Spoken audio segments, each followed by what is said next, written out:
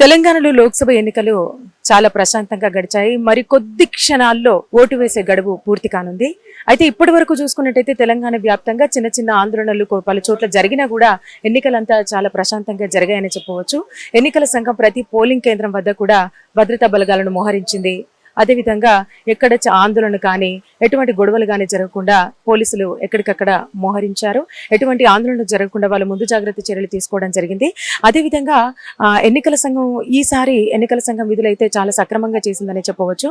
ఎందుకంటే వచ్చిన ప్రతి వృద్ధులు కానివ్వండి, లేదా చిన్న చంటి బిడ్డలను ఎత్తుకొని వచ్చిన ఆడపడుచులకు కానివ్వండి కనీస సౌకర్యాలు కల్పించడం జరిగింది. ఇటు వికలాంగులకు కానివ్వండి, వృద్ధులకు కానివ్వండి, అంటే వాళ్ళు అక్కడి నుంచి రాగానే వీల్ చైర్ వాళ్ళకి అందివ్వడం, వీల్ చైర్ లో వాళ్ళని తీసుకెళ్లి ఓటేయించి మళ్ళీ పంపించడం, ఇటువంటివన్నీ సక్రమంగా విధులు నిర్వర్తించారు. అలాగే చంటి బిడ్డను ఎత్తుకొచ్చిన తల్లులకైతే అందరికంటే ముందు వాళ్ళకే లోపలికి అలో చేయడం కానివ్వండి, వాళ్ళు ఫస్ట్ అంటే మొదటిగా ఓటు వేసే విధంగా అంటే వాళ్ళు లైన్ లో నిల్చోబెట్టకుండా సరైన విధులను నిర్వర్తించింది. అలాగే ప్రస్తుతం ఇప్పటి ఎన్నికలను మనం గమనించినట్టయితే గత అసెంబ్లీ ఎన్నికలకు ఇప్పుడు జరిగే తెలంగాణలో జరిగే ఈ లోక్సభ ఎన్నికలకు కంపేర్ చేసుకున్నట్టయితే వృద్ధులు ఎక్కువగా ఆసక్తి చూపించారు ఓటు వేయడానికి. అంటే వాళ్ళకు ఆరోగ్యపరంగా చిన్న చిన్న సమస్యలు ఉన్నా కూడా వాటిని లెక్క చేయకుండా అంటే కట్టె కానీ అటువంటి అంటే స్టిక్ పట్టుకొని లేదా ఇంకెవరిదైనా సహాయం తీసుకొని వాళ్ళు ఇక్కడికి వచ్చి ఓటేయడం అయితే జరుగుతుంది.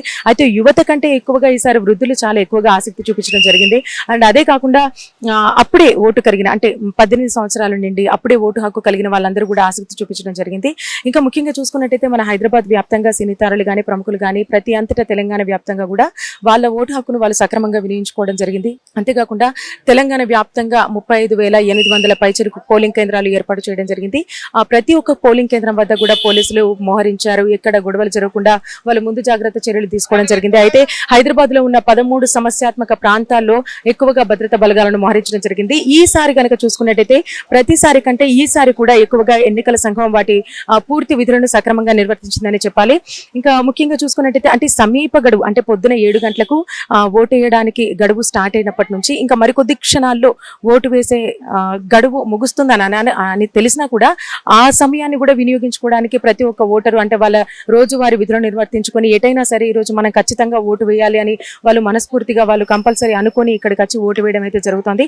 మరికొద్ది క్షణాల్లో ఓటింగ్ సమయం ముగుస్తుంది అని తెలిసినా కూడా తొందరగా వెళ్ళాలి, నా ఓటు హక్కు నేను వినియోగించుకోవాలి అని వాళ్ళు లోపలికి వెళ్ళి వాళ్ళ ఓటు హక్కు వినియోగించుకోవడం జరుగుతుంది. అదేవిధంగా మనం చూసుకున్నట్టయితే ప్రతి పోలింగ్ కేంద్రం వద్ద కూడా పోలీసులు గేట్ బయట ఉండి వచ్చిన వాళ్ళ ఓటర్ స్లిప్ చూడడం, వాళ్ళని ఫుల్ ఎంక్వైరీ చేసి వాళ్ళకి ప్రాసెస్ చెప్పడం అనేది కూడా మనం గమనిస్తూనే ఉన్నాం. సో ఈ విధంగా తెలంగాణ వ్యాప్తంగా ప్రతి ఒక్క ఓటర్ కూడా వాళ్ళ ఓటు హక్కు నిర్వర్తించుకున్నారు. కానీ చాలా ప్రశాంతంగా జరిగిందని చెప్పాలి.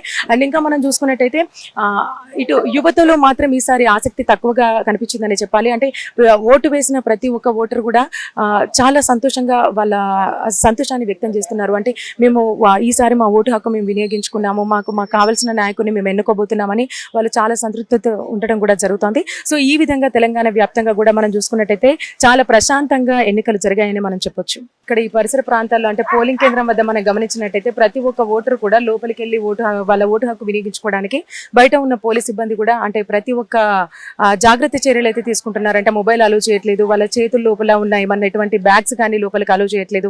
ప్రతి ఒక్కటి ఓపెన్ చేసి మరి వాటిని బయటనే ఉంచి లోపలికి వెళ్ళి ఓటు వేసే విధంగా ఇటు పోలీసులు చర్యలు తీసుకోవడం కూడా జరుగుతుంది. అయితే ఇక్కడ మనం గమనించినట్లయితే ఎన్నికల విధులు నిర్వర్తించే కొంతమంది అయితే ఉన్నారు. వాళ్ళతో మాట్లాడదాం. వాళ్ళ ఇవాళ విధులు వాళ్ళ ఎలా జరిగేవి అనేవి వాళ్ళ మాటలోనే అడిగి తెలుసుకుందాం. ఇవాళ రోజంతా ఎలా జరిగిందమ్మా? బాగానే ఎవరైనా ఓటర్లు వచ్చి ఆందోళన చేయడం కానీ అటువంటి ఏమైనా జరిగాయా? కొంతమంది ఓటర్ ఐడి అట్లాంటి డిలీట్ అయినాయి అని అంటున్నారు కదా, వాళ్ళు కొంతమంది నిరాశతో వెనుదిరిగి వెళ్తున్నారు కదా, మరి జరిగినాయి అట్లా బానే ఇవాళ? అయినాయి, ఎన్ని అయినాయమ్మా? కొన్ని అయినాయి. మరి వాళ్ళు ఏమైనా గొడవ చేసే ప్రయత్నం ఏం లేదు మొత్తం అంతా ప్రశాంతంగానే జరిగింది.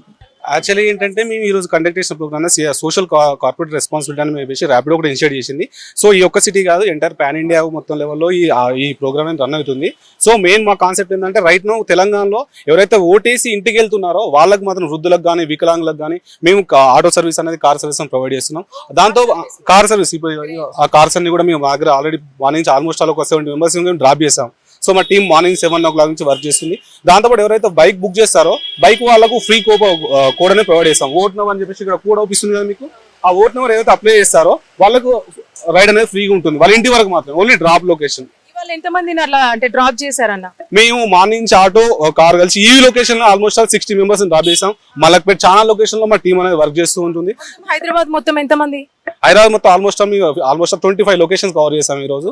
ఓకే, లొకేషన్ కి ఎంతమంది ఉంటున్నారు? ఒక లొకేషన్ లో 4 కార్లు పెడుతున్నాము. ఇంకొకటి ఏంటంటే మా జిహెచ్ఎంసీ కొంత లిస్ట్ ఇచ్చింది 175 ఫిజికల్ హ్యాండిక్యాప్డ్ వృద్ధులవి. ఆ వాళ్ళకి డైరెక్ట్ వాళ్ళ ఇంటికి వెళ్ళి మళ్ళీ పిక్ చేసుకుని వాళ్ళ ఇంటి దగ్గర నుంచి మళ్ళీ వాళ్ళ ఇంటి దగ్గర డ్రాప్ చేసే సర్వీస్ కూడా మేము ప్రొవైడ్ చేస్తాం. మార్నింగ్ ఆ సర్వీస్ కూడా ప్రొవైడ్ చేస్తున్నాము.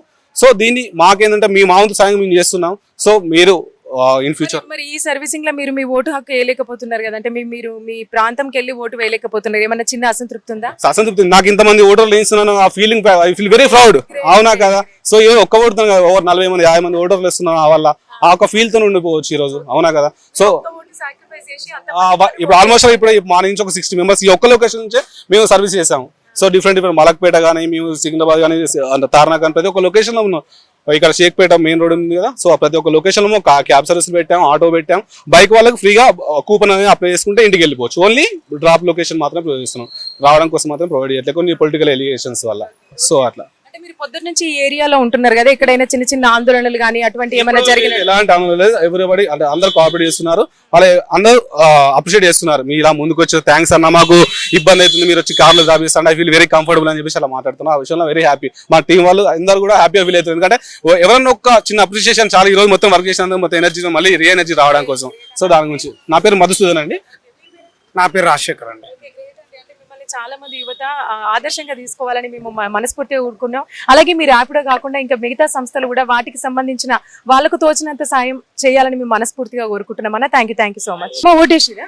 ఏలే మేడం, ఇగో ఇన్ని సంవత్సరాల నుంచి ఉన్నాం మేము. ఈ ఓటు డిలేట్ అయిందంటారు, ఇగో ఎన్ని ప్రూఫ్లు ఉన్నాయి. అట్లా ఎట్లా? ఇప్పుడు ఎన్నికల సంఘం ఒక నెంబర్ ఇచ్చింది కదా, 1950 నెంబర్ చేయమని అన్నది కదా, ఒక SMS వస్తుంది, SMS చూపిస్తే ఓటే ఇస్తాము అని చెప్పారు కదా. ఇగో ఏమి చేయలే మేడం, మాకైతే వచ్చిందా గుర్తింపు కార్డు? ఇగో అన్ని ఓటర్ కార్డు అన్ని ఉన్నాయి. ఇన్ని చాలా సంవత్సరాలు అయింది మేము వచ్చి. మరి ఇట్లా లేదు, డిలీట్ అయిందంటే ఆడ లిస్టులు ఉంది. మరి ఇదే ఫస్ట్ టైం మీరు ఇట్లా ఓటు వేయకుండా? ఈ గుట్టకు వచ్చిన నుంచి ఇదే ఫస్ట్ టైం. ఎన్ని సంవత్సరాల నుంచి చేస్తారమ్మా ఓటు ఇక్కడ?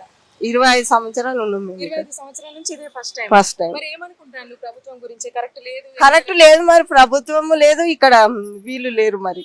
మరి అంతా మేము ఇన్ని సంవత్సరాలు ఉన్నా ఎట్లా డిలేట్ అవుతుంది మేడం?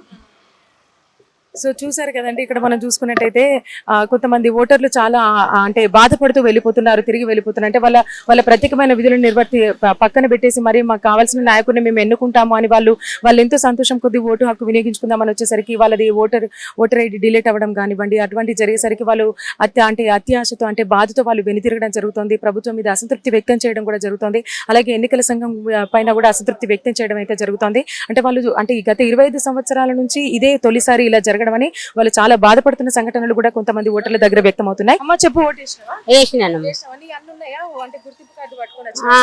అన్ని పట్టుకొని వచ్చిన లోపల ఎట్లున్నది? అన్ని ఏర్పాట్లు అన్ని మంచిగా ఉన్నది. కొంతమంది ఓటర్ ఐడి డిలీట్ అయింది, మాకు డిలీట్ ఏమోనమ్మా తెలియదు, నాకైతే మంచిగా ఉన్నది. మరి మీరు ఒక్కరే వచ్చి ప్రతిసారి వస్తారా? వస్తామమ్మా. మరి మీకు కావాల్సిన నాయకుడిని ఎన్నుకుంటారా? మళ్ళీ ఎవరినో ఒకరిని వెళ్ళుకోండి. ఎవరినో ఒకరినా లేకపోతే మీకు కావాల్సిన? మాకు కావాల్సింది ఆయన్ని. మీకు ఏం మంచి జరగాలని కోరుకుంటారమ్మా? ఏం మంచిదేమో ఓటేసిపోతారా? అంతే. మళ్ళీ ఇంకా అయ్యో అంతేనా? అంతే వేయాలి, ఉండదు కాబట్టి వేయాలి.